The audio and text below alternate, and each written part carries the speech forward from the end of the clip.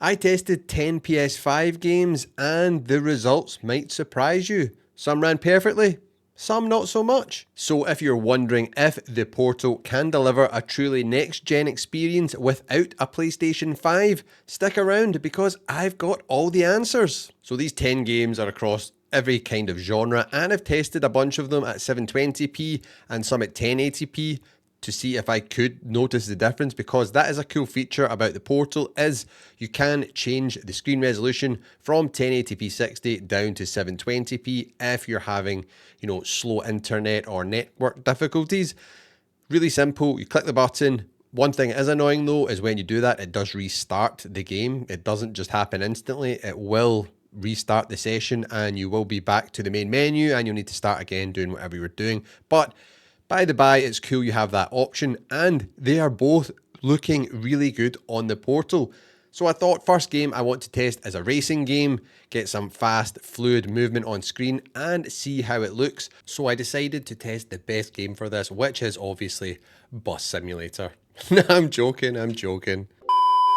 So I decided to test Assetto Corsa, which is a racing simulator game. There's no Gran Turismo or anything like that to play on PlayStation Plus Premium yet, unfortunately. And this one is an amazing game, and it's one of the best looking racing games you can buy. So I jumped on into this, and initially I was playing it at 720p, and it ran fantastically. It looked really, really good.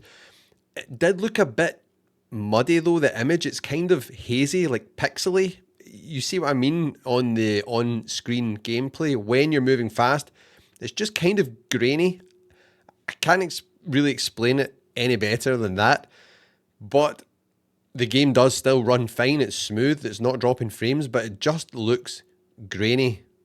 That's the best way I can describe it. So then I thought, maybe it's the resolution. I didn't even realize actually at this point I was playing it at 720p because I had changed it previously for other footage I was recording and then forgot to switch it back. So I was just playing this as normal and then I was like, oh right, I was 720p, let's change it to 1080p and see if it makes a difference. So I bumped the resolution up to 1080p, which is the max for the Portal, and it just looked the same, to be honest. It still had that kind of grainy, hazy look about the image when you were going really fast. Maybe this is just a thing in the game. I'm not sure. I've played this on PS5 and it looks stunning, so I don't know what is going on here. Maybe it's just how it looks when you're streaming it from the cloud. Maybe it's something to do with the bitrate. I don't know, but I did notice that it didn't look as it's sharp, I guess the word is. It's not as sharp as I would have expected, but it still ran fine and you could play it no problemo, so it's not impacting your gameplay performance. So it still gets a thumbs up and still gets a pass, and it's pretty cool. You can play these racing games without having to wait to connect to your PlayStation 5 via your Portal. If you're playing via remote play, you can just jump in and it opens right away. It's much quicker than using a remote play on your Portal, which is another nice bonus. Now the next game is completely different in terms of it looked super sharp and actually so smooth. Ratchet and Clank Rift Apart. I played this at 1080p and just wow, it just looked stunning. And a lot of you commented on my footage from this on my previous videos saying the micro stutter is now gone from the Portal. It's way smoother. Now I had never noticed anything to do with a micro stutter, to be honest, but you guys are right. It looks way smoother. It is like super buttery smooth now. It ran fantastically. I had no problems, no graininess, no lag, no dropout, nothing. It was perfect and just an amazing way to play Ratchet and Clank. This is one I recommend you 100% jump on and play on your Portal if you've not played it already, or well, it's such a good gameplay again if you want. But yeah, no problems from this one at all. 1080p ran flawlessly and it just looked incredible. And with all the DualSense control features still being there, it's just a great experience playing this on the Portal. Now, I said in the intro that some ran well and some not so much. This is where it starts to get interesting. There's one or two which didn't, and this was a big one. It was Spider-Man Miles Morales. And the thing that was interesting was, one, it just looks stunning. It is amazing. It's such a good looking game on PlayStation 5. Such an amazing game as well. And when I first tested this on the portal, I actually did get a big frame drop at the section at the start where Miles and Peter are about to jump onto the helicopter. You can see it in the footage there. There was a big stutter, a big frame drop. That might just be to do with my network or their servers are busy. But the thing that was interesting was that was actually at 720p. So I thought, right, okay, cool. The game still looked amazing. To be honest with you, the games look fantastic at 720p on the portal as well. So honestly, do not feel like you're missing out if you are maybe having to play them at 720p on the portal due to your network or your internet not being that fast. Because the screen is only an 8-inch screen, it still looks super sharp and amazing. But just to test it out, I flipped on over to 1080p and then played Spider-Man Miles Morales again. And I had no dropouts, no glitches, no frame drops. It just ran perfectly and it looked amazing. It looked the same way Ratchet did, super, super sharp. I don't know if maybe this is just a thing of PlayStation first party games looking so sharp, so good. So fresh and so clean, some might say.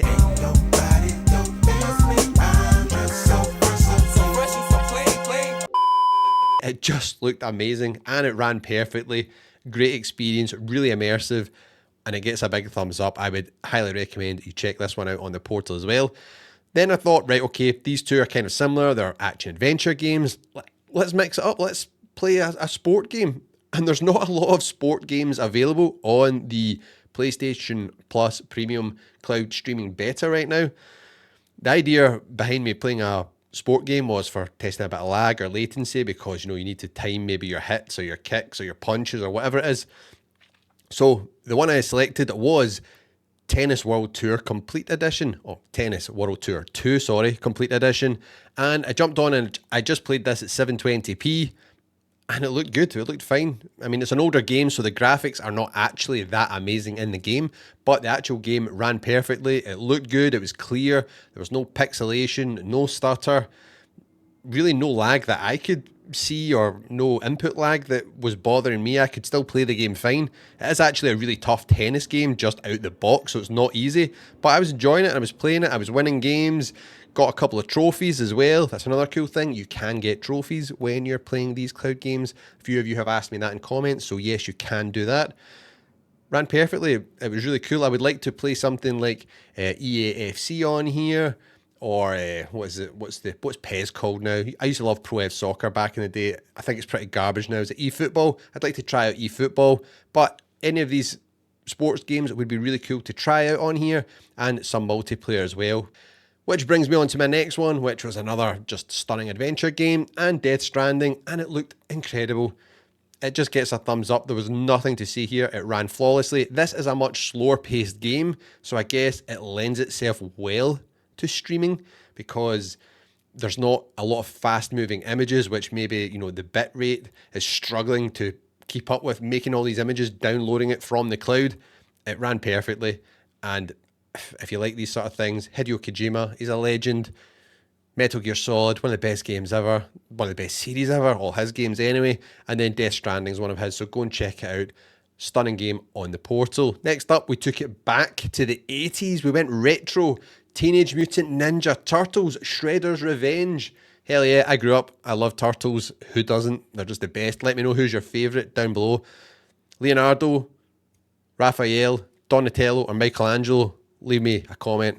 So that was what we played next, and it was freaking awesome. It looked super clean. Some might say, why are you playing this old game with, well, it's not an old game, this new game with older style graphics.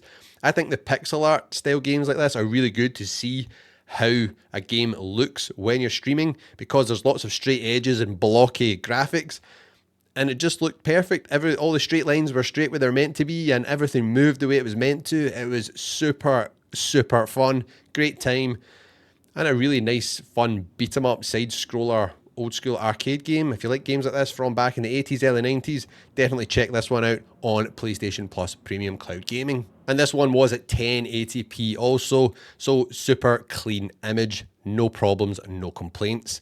Next up, I went to Mortal Kombat 11, which was an interesting experience.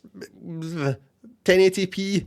It looked amazing initially. First round or two went well, and then on the final round, it started to get bad. So it started to drop frames and get blocky and do that cloud gaming, cloud streaming thing you don't want it to do, where there's artifacts, and it just became unplayable. So that was really interesting. That is the worst performing game, I would say. It's nothing to do with the game. It's either the server load, is Sony servers being hammered at that time? Is my internet busier at that time?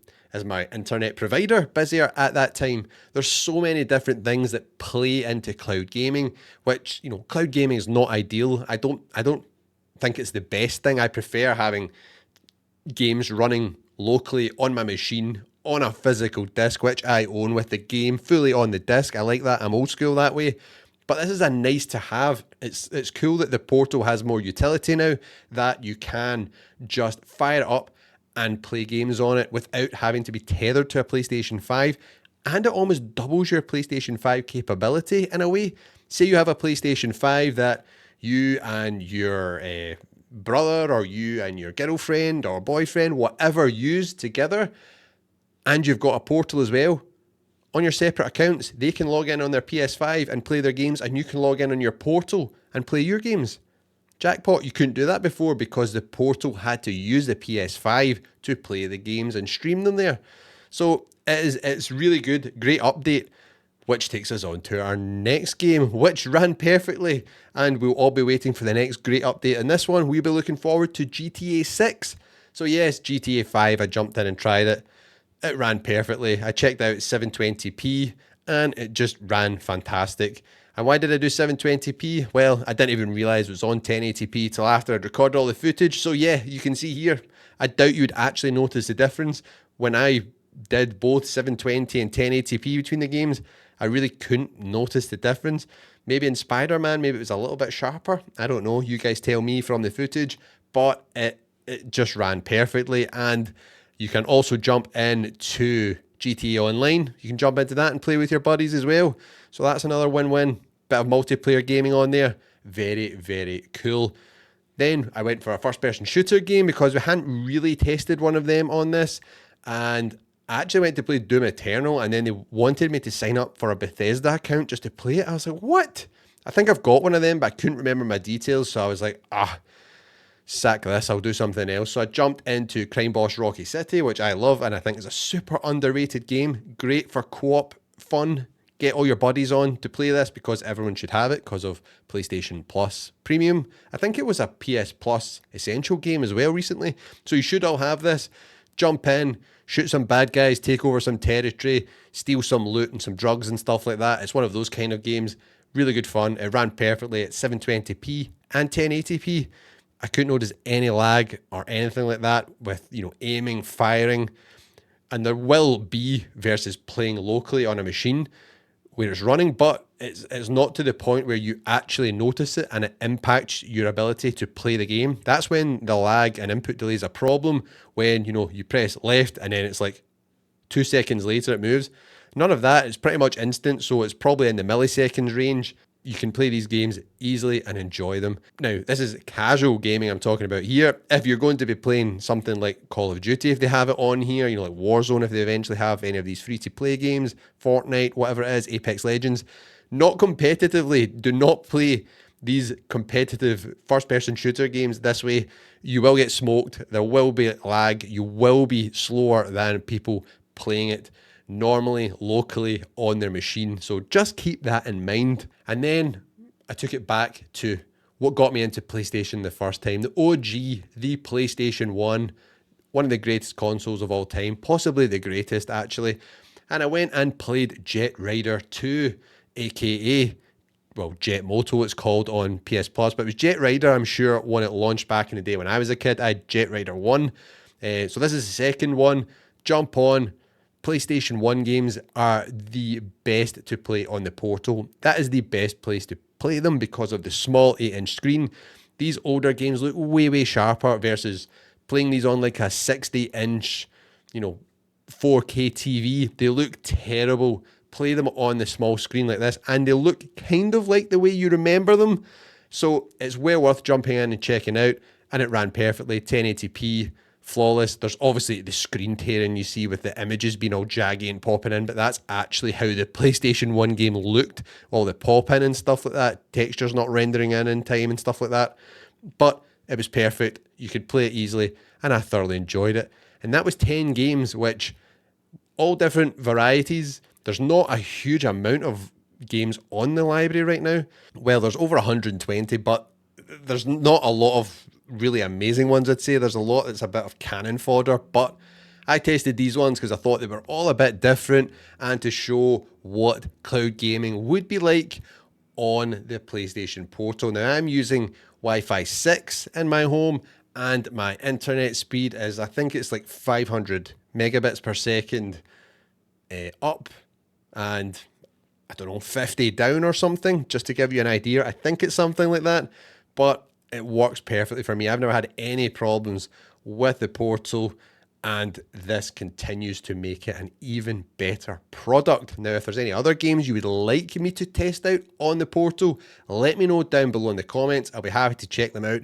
and maybe include them in my follow-up video, which I'll be doing, where I'm just going to review all this and see what it's all about and what we think about it and the Portal as a product now, because it's been well updated since the last time we spoke about it. But if you want to check out more about PlayStation Portal, cloud gaming, or just the Portal, check out these videos on screen right now, because YouTube thinks you will love them.